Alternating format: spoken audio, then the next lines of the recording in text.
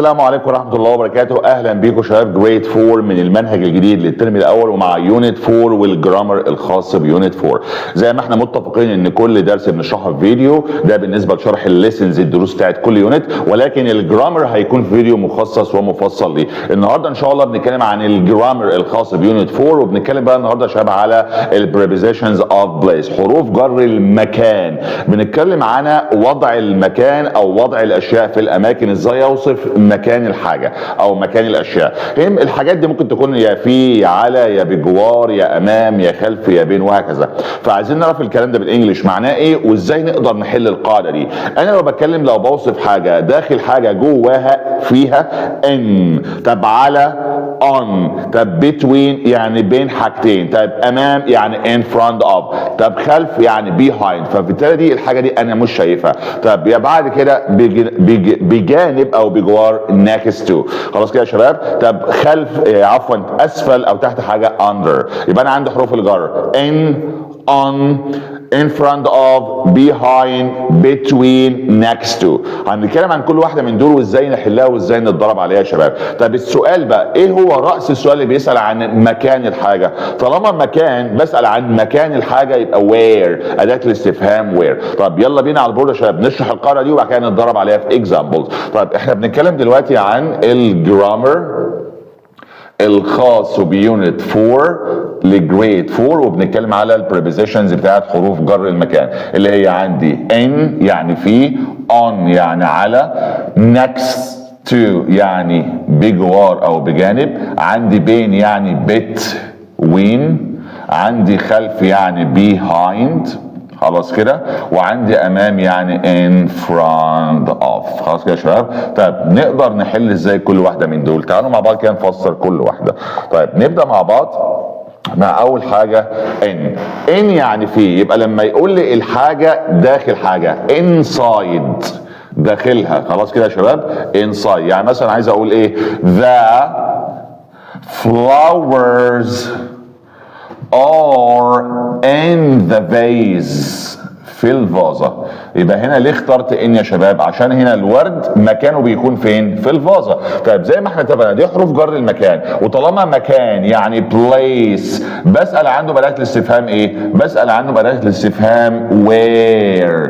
مهمة جدا دي يا شباب أداة الاستفهام where، عشان لو جاب لي رأس السؤال وعايز نستخدمها هكتب له where يعني أين، طالما بسأل عن place يعني مكان، سواء بقى in أو on أو next to أو between أو behind أو in front of.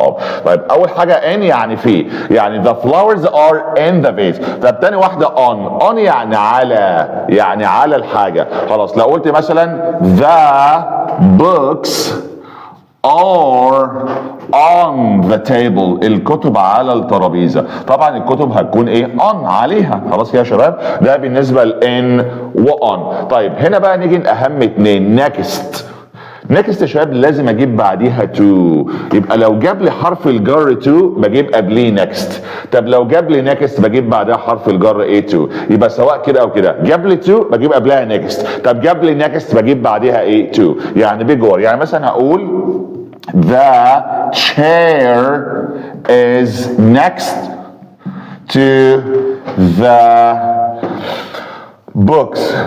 مثلا الكرسي جنب ايه؟ بجوار الكتب. ده بالنسبه للنكست تو. تاني واحده in front of، مهمه جدا دي يا شباب. لو جاب لي of بجيب قبليها ايه؟ in front. طب لو جاب لي in front بجيب بعديها ايه؟ of. يبقى لو جاب لي of بجيب قبليها in front. طب لو جاب لي in front بجيب بعديها ايه؟ of. فانا كده سؤال التصحيح بيجيب لي الكلمه بين قوسين وانا بصححها بناء على الجمله. يبقى انا عندي next to، in front of. طب لو جاب لي بقى هنا جاب لي مكانين او حاجتين في النص بحط ايه؟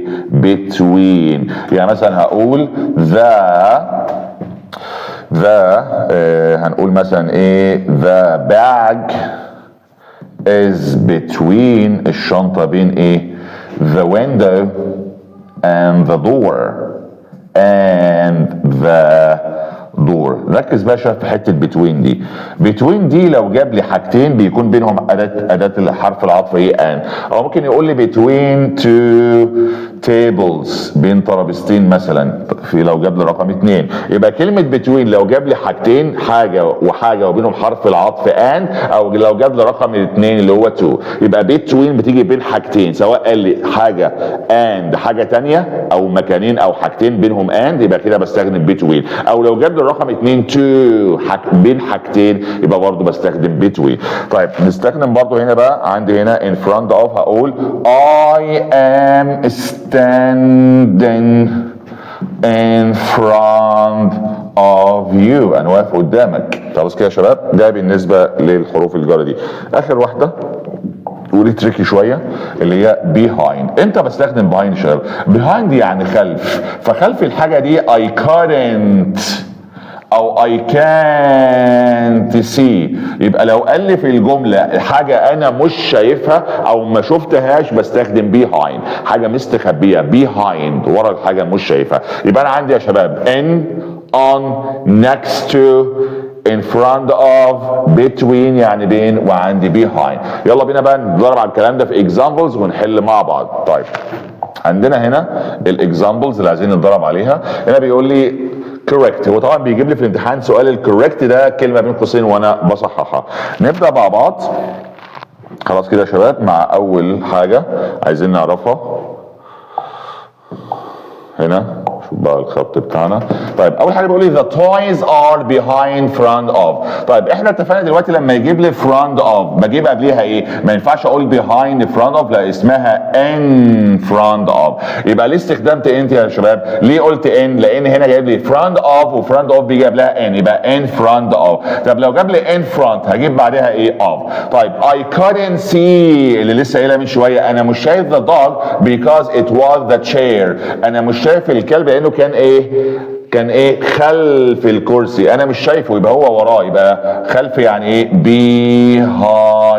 خلاص كده يا شباب، يبقى الحاجه اللي مش شايفها ممكن اقولها behind، وعلى فكره ممكن تنفع برضو under، تنفع under برضو اسفل، ممكن يكون حاجه تحت حاجه وانا مش شايفها، فتنفع الاثنين. بس طالما عندنا في المنهج behind هنلتزم behind، هي خلف الكرسي فانا مش شايفها. طيب there is a tree behind of my house، في شجره. هنا جاب لي كلمه of، ينفع behind of؟ لا، اللي بياخد of يا شباب in front of. يبقى انا ابص على الجمله كويس جدا واقرا الجمله يا شباب، طالما في كلمه of يبقى اجيب قبلها ايه؟ in front of. خلاص كده يا شباب. طيب the museum is between to the library، يبقى the museum is between to the library. خلاص كده. طيب انا عندي هنا في حرف to، واتفقنا to بيجي قبلها ايه؟ بيجي قبلها next، فهقولها ايه؟ فهقولها next to، فاقولها next to in front of.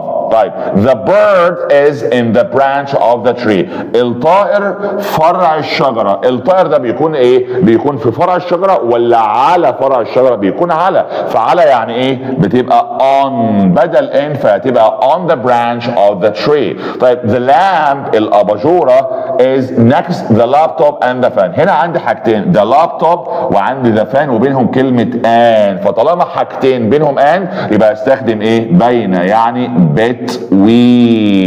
طيب my dog hides between the bed، الكلب بتاعي استخبى السرير. الكلب بيستخبى، طالما هيستخبى وانا مش شايفه يبقى بيستخبى فين؟ خلف او ورا. خلف يعني ايه؟ behind، يبقى behind the bed. خلاص كده يا شباب، طالما hides حاجه مستخبيه او حاجه مش شايفها يبقى ايه؟ هتبقى behind. طيب are there any apples؟ هنا the fridge، هل في تفاح؟ التفاح ده بيكون على الثلاجه ولا في الثلاجه؟ الفريج، يبقى ان. ليه استخدمت ايه؟ لان التفاح بيكون in the fridge داخل الثلاجه. plants grow next، اتفقنا ان next بجيب بعدها حرف الجر to، ما ينفعش next of، لا next بجيب بعدها حرف الجر ايه؟ next to. طيب هنا your hat is between in your head grandpa. الطاقية بتاعتك او القبعة بتكون راسك. احنا القبعة والطاقية بنلبسها فين في راسنا؟ في راسنا ولا على راسنا؟ يبقى على راسك. يبقى your hat is on your head grandpa. طيب the glasses للنضارة are the book and the TV. هنا جاب لي حاجتين the book الكتاب والتيفي وبينهم and. فطالما جاب لي حاجتين بينهم and بقول ايه؟ between. خلاص. طيب there is a book في كتاب the shelf. shelf يعني الرف.